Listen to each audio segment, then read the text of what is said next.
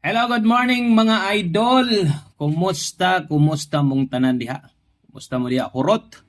Okay, so karong adlaw March 6, Biyernes dayta karon na nasa tay update sa inyo ha kay padayon ang pag-share nato sa inyo dre win or loss no. Mapildig sa madaog, mo na gingon balik tan-aw gyud dre pirmi kay dili sa tanang panahon pildi na lang kita pirmi no. Kun dili nagid tay big time, tawag na to big time last to. Mo daog gyud pud niya tong last to dre bisa kung saon na to kay ug mapildi di man mulayo. So bot pa sa bot tas og chance nga moigo no kay ligasan ra man ginagmay ra may biya.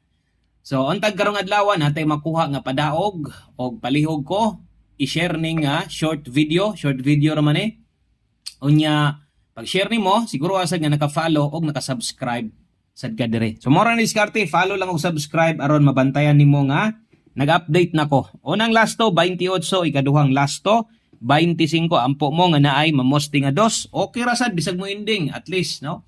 Bagdo kas 28 usa ka gatos G's Rumble 8 bagdo kas 25 isa ka gatos lubag kag 10 pesos inig lusot ana 10 pesos nimo sobra pa kas bawi ana or mabawi gid nimo no? Or pili man galing gamay ra no. So mabawi gid nimo basta kay mulubag ka. Same na kung mubag o 50 imong taya, lubag 5 pesos. Ana ha, ang pagtaya o muigo gid pud biya ni atong pa-target dire. I-all draw lang ni. May nakasulat all draw unya na poy target rumble. Mo ni pasabot ya target o rumble. Okay. Ampo gid mong naidos ha. Ngano man 29.